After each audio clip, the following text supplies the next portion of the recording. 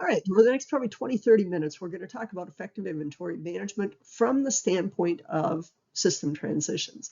We'll look at it from the vantage point as provided by Forbes Advisor, as well as by US News 360, and I'll introduce a system transition process that you also may want to consider. Sit back, relax, and enjoy. Naturally, as you look to transition an inventory management system, processes are involved. And processes are involved whether you're moving from a legacy system, a spreadsheet system, or any other system to a new system. So we're going to start ground up and talk about it. The basis of everything as you go through it is security and data privacy is extremely important. Within it, though, let's look at a process. You begin by assessing current needs and goals. You evaluate your current inventory processes and identify what's working and what isn't working. Then you determine the features you need in the new system to meet your business goals. Perhaps you need real-time tracking, forecasting capabilities, or maybe even analytics. From there, you do a lot of research and you compare different inventory management systems that are available. You investigate the different solutions through reading reviews, case studies, and comparing features that align with your specific business requirements. There's websites that are available that can help you out with this. Next, you consider integration and scalability. Ensure that any system that you're considering can integrate with your current software, including accounting and sales platforms, and that the system can scale as your business grows.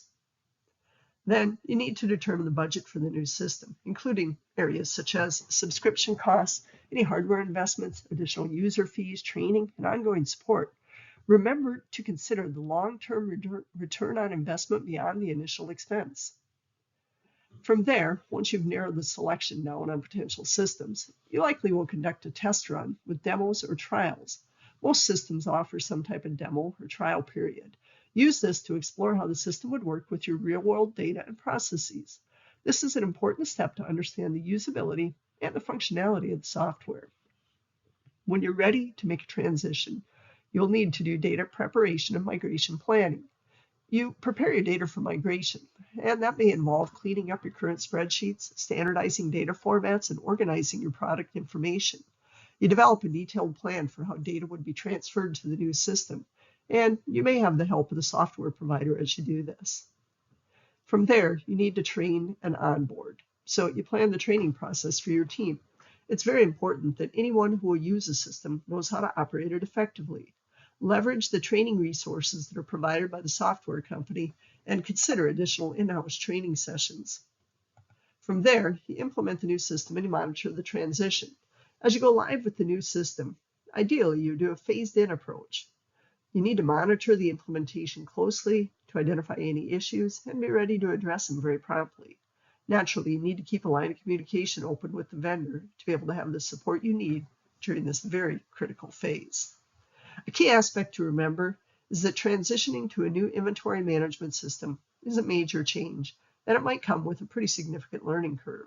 Be patient, stay focused, and be patient and stay focused on how this change will benefit your operations over the long run. We read an article from Forbes Advisor related to specifically 7 steps to manage inventory effectively. So the 7-step process is fairly well defined, so I thought we would spend a moment and go through it. It begins by defining product sourcing and storage methods. So you need to identify where your products are coming from and how they're going to be stored. This could include your own warehouse, a third-party fulfillment center, or drop shipping directly from the supplier. So, for example, a business that sells soaps sources its ingredients from local farms and stores finished products in its own facility. They would need to develop an inventory system that tracks ingredients from receipt to finished goods. The second step of the process is deciding how to track inventory data. This is simply determining the best way to monitor your inventory levels, whether through spreadsheets or an inventory management system that can integrate with point of sale and other sales channels for real-time updates. For example, that soap business may start with a spreadsheet, but eventually migrate to a point of sale system with inventory capabilities, perhaps something like Square that allows them to track sales and inventory levels simultaneously. Next, if the business doesn't have one in place, they need to create an internal SKU system. Develop a system of unique identifiers for your products that can communicate critical information about each item at a glance. With our soap example, each soap variety gets a unique SKU or stock keeping unit indicating its scent, size, and packaging type. This allows staff to quickly stock and retrieve products for orders. The next step of the process involves organizing inventory storage areas. So you need to ensure each product has a designated place in your storage area, which streamlines finding and managing the stock. So in our soap example, the business could use a warehouse organization system with labeled bins for different soap types. This would facilitate easy packing and inventory steps. Step number 5 involves forecasting being used to order inventory. So you would anticipate future inventory needs based on sales trends, seasonal demands, and supplier lead times to keep your stock levels aligned with your projected sales. So once again, in the soap example, if the holiday season doubles your soap sales, the business should forecast this increase in demand and order enough supplies and packaging to meet it. Step number 6 involves setting up your inventory receiving procedures. Here you would develop a process for receiving new stock that includes checking and confirming shipments against purchase orders to ensure accuracy.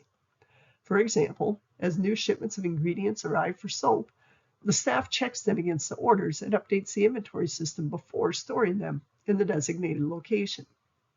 Finally, you want to keep track of your inventory levels. Here, you will perform regular inventory audits, perhaps cycle counts and spot checks to keep your inventory data accurate and up to date. So, for example, the soap business conducts monthly counts of ingredients and finished goods to correct any discrepancies and prevent stockouts or over-ordering. So, it's a 7-step suggested process. Within it, the thought is if you follow the process, your business would ensure that it has the right amount of inventory on hand, it reduces waste, maximizes the cash flow, and optimizes the overall tax position. This systematic approach allows for efficient operations, satisfied customers, and ultimately a more profitable business. From another perspective, if we lean into the U.S. News 360 report, they identified several key considerations for choosing a system. They included areas such as compatibility and scalability, usability and customization, integration and analytics, accessibility, support, and security. Let's dive into each area. When choosing an inventory management software, it's important to consider how well it will work with the tools you're already using. The last thing you want is to introduce a system that operates in isolation. Equally important is scalability. As your business grows, your software needs to be able to grow with you. It needs to be capable of handling an increased number of products, locations, and reporting demands. Thus, you need to look beyond your current situation to what your future business needs may be. So when you look at an inventory system, you also need to consider usability and customization. I would argue that the best inventory systems are those that any member of your team can use with minimal training. How? Because it would have a user-friendly interface. Simplicity, though, doesn't mean sacrificing functionality. Your business is unique, and your inventory system should be able to tailor itself to your specific business needs. So 2 takeaways. Number 1, it needs to be easy to use, but number 2, it needs to line up with your business needs. Don't compromise functionality. So as you look at integration and analytics being key considerations in choosing a system, it's important to remember that a solid inventory management system isn't just a static repository of numbers. It's actually a very dynamic tool that offers real-time insights and integrates with your sales channels. This not only streamlines your operations, but also enables you to have the data to make informed decisions about stock levels, which ultimately enhances the financial efficiency of your inventory management system. As we look at accessibility, support, and security as considerations for a new system, 3 key callouts. Number 1, we're in a fast-paced business world. You need to be able to manage your inventory from anywhere. Thus, you need to be able to have mobile accessibility. But with that, you also need strong encryption and password protection because security cannot be an afterthought. Secondly, you need robust customer support and training resources. Why? Because when a potential crisis arises, you want to be able to work through them very quickly. So within it, you want to keep it as a minor hiccup. Finally, evaluate the cost, ensuring the pricing plan aligns with your needs and budget, and confirm the software security measures are stringent and verifiable. So in short, ensure the price you pay for your inventory management tool brings a return on investment in the form of efficiency and peace of mind, in addition to financial benefits. The information that U.S. News used in their Best Inventory Management Software 2024 article is super helpful in being able to do comparisons. This table outlines the strengths and weaknesses of 4 of the inventory management softwares they discussed. It also includes key attributes such as compatibility with different systems, ability to scale with the business, integration capabilities with other platforms, and availability of a free trial or demo. Each software offers a unique set of features catering to different business sizes and needs, from real-time tracking and reporting to specialized integrations like with QuickBooks or Shopify. When selecting software, businesses should consider these factors in the context of their specific requirements and objectives. So the table was created based on the article.